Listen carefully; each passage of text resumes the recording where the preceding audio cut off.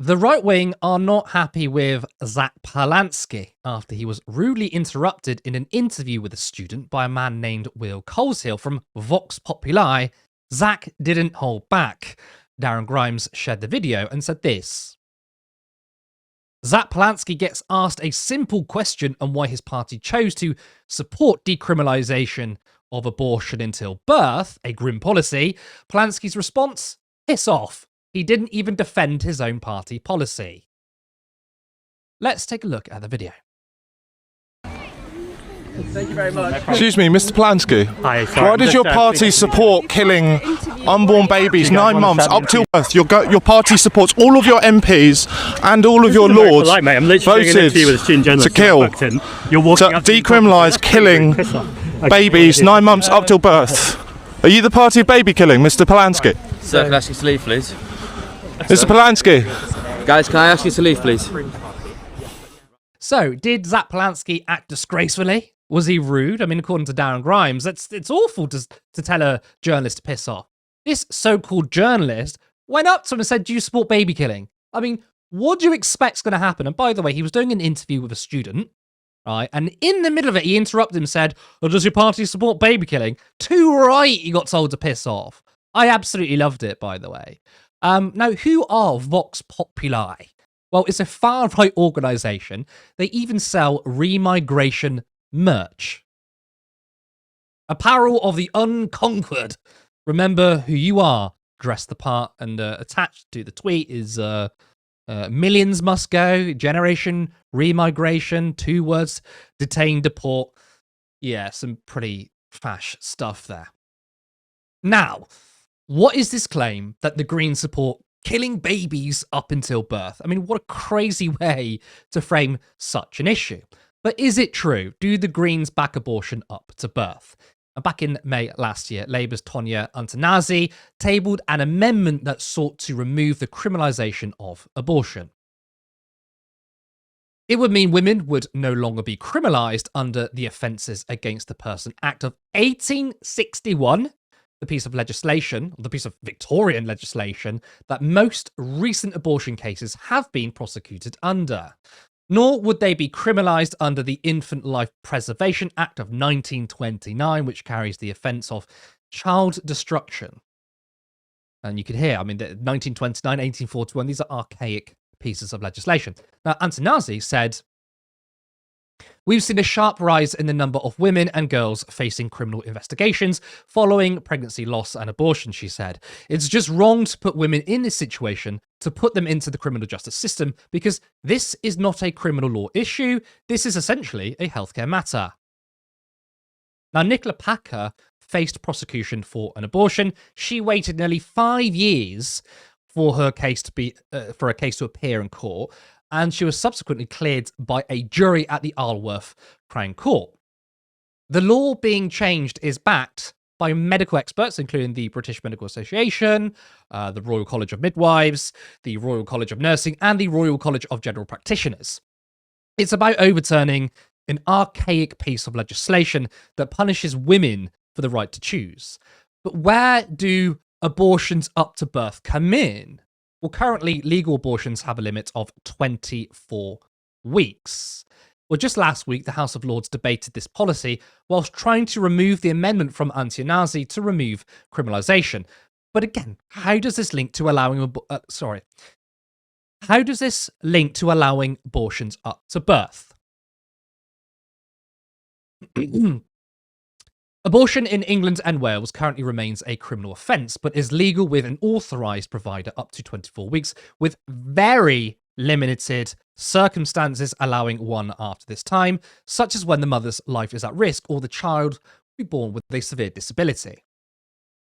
So, it is true that in very, very rare circumstances, abortion can happen after 24 weeks as an emergency. But this is already the law. That hasn't changed. So why the outcry from right-wing media organisations? Well, because the amendment is to remove criminality from women, and that passed. Vox Populi has twisted this issue completely Despite regulations on abortion time not changing, they're trying to say that because women are no longer at risk of prosecution for abortions, that means in the extremely rare circumstances that a late-term abortion goes ahead, this means that anyone who supports the amendment supports killing children and supporting abortions up to birth. Now, why does this relate to the Greens? Well, the amendment was supported by Green MPs Carla Denyer and Sian Berry. Kevin, before we talk about abortions, going back to Zack's reaction, I mean, I loved it. It was funny. But do you think there's going to be those who would look at that and be like, oh, I'm a bit put off by the way he handled it? No, I don't think anyone will be put off by it. Certainly not anyone who might even vote for him. This was the correct response. When doorstepped by lunatic right-wingers, tell them to piss off. It's the only response that I think really works for them, because they need the oxygen of you talking to them, of the publicity of all of that. Don't give it to them. They are worthy of nothing but contempt. So show them that contempt and get on with your day. Don't fall into the trap that so many do. And it's perfectly understandable as a public servant to want to address these issues and give, detailed policy briefs. But these people are not interested in it. They don't want an explanation. As you pointed out, it's the bait and switch here of Darren Grimes saying, oh, he was asked about his party's policy about abortion, blah, blah, blah, which sounds perfectly reasonable. And then you show the clip and it's him going, do you want to murder babies? Like, it's ridiculous, obviously. Of course you should tell someone like that to piss off, because that's the only response that they're worthy of, frankly. Also, just as an interesting aside, if you want to talk about organisations that like to kill babies, maybe go and ask that question to the IDF or the American Armed Forces, who just killed 160 girls in a school in Iran. If you really were interested in anyone killing children. Yeah, no, this was the perfect response from Zack Polanski, and any reasonable person who might vote for the Green Party would not be put off by this at all. He played it perfectly well. Yeah, I agree. And it's funny, if you care about abortions when it comes to rights for women, but don't care about children dying when it comes to America and the IDF, you don't care about children. Yeah. Of course, as we know, medical experts say it's not a viable fetus until after 24 weeks. And it is in the extremities in which people's lives are at risk. But the way in which this has been weaponized as you want to kill children up to birth. And look, in the very rare circumstances abortion after 24 weeks happens, right? It could be 25 weeks, 26 weeks, but there's this sort of picture, and it's from the Christian right. We're going to talk about that in a second, which is that, oh no, they're literally like killing babies like the day before the baby's born. Like it's fully developed and they're just shooting it. Like that's the image they want to see. Well, it's an importation of the same American culture war nonsense, this post-birth abortion. Crap. Yeah, exactly. De-yankification now and forever. It's importing in the same way that the panic around trans people and toilets and all this sort of stuff. It's an importation of American culture war rhetoric because it's worked in America, which doesn't seem to work as well in Britain because we don't have a kind of religious right as such. Not to say we don't have right wingers who are religious, but we don't have like an organized political structure in that same way because evangelicals are basically non-existent in Britain for the most part. But it's an importation of that because they think it's a successful strategy. And of course, they will do anything to avoid talking about economics because they know on that front, their system is wholly broken. The system they created and they wanted is destroying lives. And so they will talk about anything except economics. I feel like you kind of sort of answered my question. I'm going to ask you anyway because we can probably expand on it. But please do. I think you're right. Okay, there's no Christian fundamentalism in the likes of America. But do you think this does worry you that abortion could be back on the agenda? We've had Nigel Farage, I believe, last year or the year before, questioned it, and he's had money come from far right and Christian fundamentalist groups. And when reading about this story, there were sort of pro-life Christian groups involved in this. So do you think there is a potential rise in Christian fundamentalism? Now, to add a caveat to this, when we saw the Unite the Right rally, which had many far-right figures there were many young men, British young men, who were saying about God and all this sort of stuff. And it was like very yankified sort of religious talk, because we are quite famous for not being that religious, but there was a lot of that there. Maybe it's only in the sort of small corner of society. But my question is, do you think there's a potential worry that there could be a spike in this sort of behavior, political sectarianism and groups from the Christian fundamentalist right? I don't think there's a particular risk of there being an increase in Christian fundamentalism as such. I don't see that the numbers are going to change massively. What might happen, and there's always a risk of this, and this is one of the ways in which fascism begins to take hold and manifest itself, is that the Christian fundamentalists who do exist start to become an overrepresented minority in the political discussion. They become a much noisier and much louder force than they actually are, as I think you shown by the Unite the Right rally, right? They make up a relatively small portion of the population, but when they do coagulate, it seems like there's a big groundswell of opinion because it's a large number of people. But that rally basically represents all of the people in the country who believe those things. There isn't like a wider spread, I think, amongst the population in a way that anti-war demonstrations, I think, do represent the public opinion. These people do not represent public opinion, ironically, given that the organization was called Vox Populi, of course.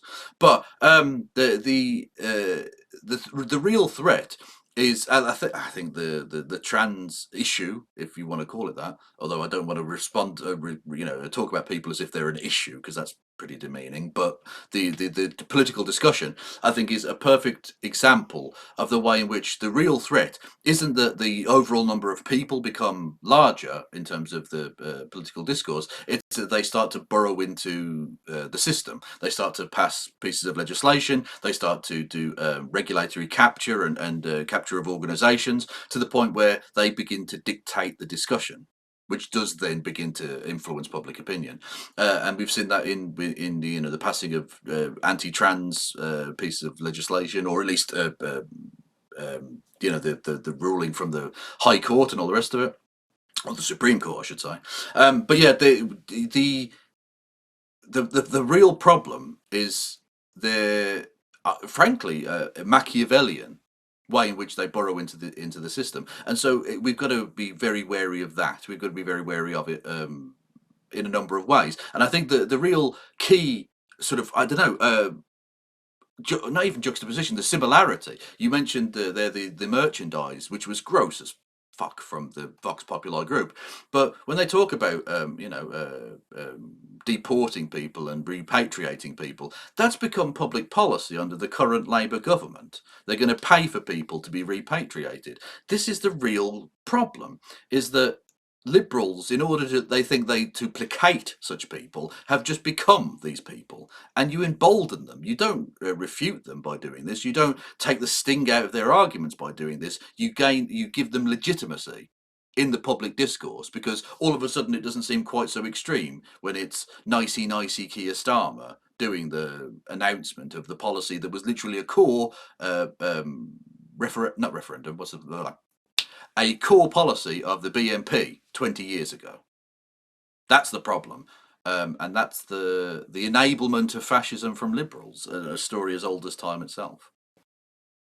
I worry too about that aspect, because I do not foresee a future in which people become more religious. In fact, poll shows that people are becoming less religious. That's whether you're a Muslim, Christian, whatever. Younger people are becoming more atheist, right?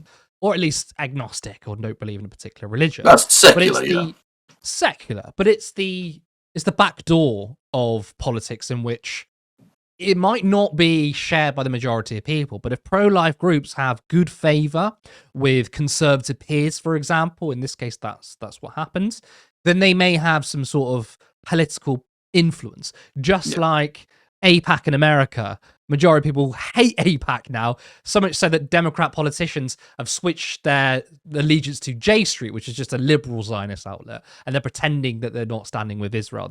They know the popular opinion is not with AIPAC, yet money is there. And actually, it's not just AIPAC, it's billionaires in general, corporations. So many people want to see some more pro-working class policies, yet the 1% captures so much power. Now, of course, I'm not suggesting for 1 second that the Christian right, or even just pro-life groups, have the same amount of power as corporations and the billionaires, although sometimes there's a crossover there. It does worry me in that aspect. In terms of the way, going back to Darren Grimes' tweet, okay, he didn't say the Greens support killing babies. I don't think that's something he would say. not because he's has any integrity, but I think he would know even that sort of language. People would be like, that's bullshit. But he did say, well, don't the Greens support termination up to birth? And pushing that kind of misinformation can be quite harmful, because a lot of people would be like, well, I'm pro-choice, absolutely support the right of women to choose, but I don't support, abortions up until birth, right? That could be something in which could tarnish anyone who supports this. Again, is that a worry for you? Or do you think most people will be like, I don't know if I even buy that, and would ignore it? It's definitely a worry. These people have a certain cultural cachet to them that, unfortunately they don't deserve, but they do have, especially because Darren Grimes is now an elected official, which is a disgraceful thing to have to say, but is unfortunately true. Yeah, it's definitely a worry, because they will influence some part of the population, and that in of itself is worrying. Any amount of the metastasization of the cancer at the heart of British body politic right now is a worry. I think most people, reasonable people, would not buy into this, but the fact that any people would is a damning indictment of the British education system. Frankly, that anyone is that stupid, uneducated, and ignorant to believe that any of this nonsense is true. But unfortunately, it is, and these people get to vote and be part of the national discourse. And so, yeah, it is definitely worrying. How you combat that is, again, through education to an extent, through mobilizing against the far right to an extent. Although, in of itself, that is complicated, because I don't know if you've been aware of this rally that's planned against the far right in the summer, but like they've got Labour MPs that are going to be appearing there. And I think to myself, how can you join in common cause against the far right with the Labour Party that are now planning to repatriate people with money? Which, again, was a core part of the BNP's manifesto back in the day. And it's been a talking point for fascists for decades now. These people are not opponents of the far right. They are enablers of the far right. And so you can't really find common cause with them. They're trying to sort of whitewash, I think, their own credentials ahead of a general election in a few years, which is going to be very difficult. And so we needn't ally ourselves with these people, I think. And so it's complicated, but there are ways in which we can fight back against it, because I don't think that Darren Grimes's arguments are particularly convincing to most people, especially because they're obviously nonsense. Like no one in their right mind thinks that either Antonia Antonazzi or any other reasonable person wants to randomly kill babies as they're coming out. Like, it's ridiculous.